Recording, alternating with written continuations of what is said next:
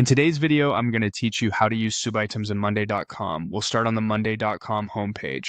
After you sign in, look to the left sidebar and open Workspaces. Workspaces are where your teams, departments, or projects live, so pick the one that fits the board you're about to create.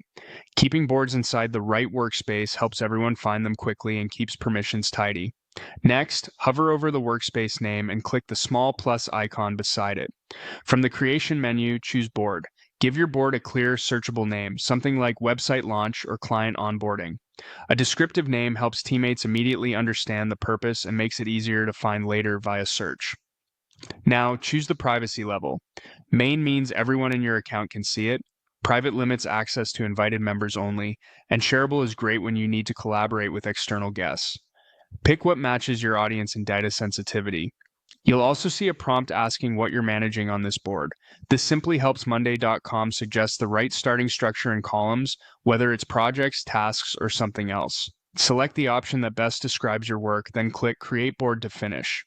Inside your new board, it's time to create your first parent item. In the item column, click where it says to type and enter a clear task or deliverable name. Think of the item as the container for the work, the overall outcome you're tracking at a high level. Consistent naming here will make reporting and search more effective across your account. To work with subitems, find the small right-facing arrow next to your item and click it to open the Subitems panel. This reveals a mini table nested under the parent. Subitems are perfect for breaking a big task into actionable steps while keeping everything tied to the main item. They let you track details without cluttering the primary board. Click into the first subitem row and type your subtask name. Use the fields shown, such as status, due date, owner, or numbers, to capture the details your team needs. When you assign an owner or set a date, teammates stay aligned and notifications can keep work moving. Press Enter to add more subitems quickly, and drag to reorder them if priorities change. You can collapse the arrow anytime to keep the board clean and focus on the bigger picture.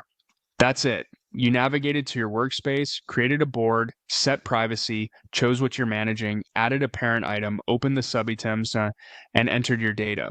Repeat the same flow for additional items, and you'll have a clear, scalable structure your team can understand at a glance.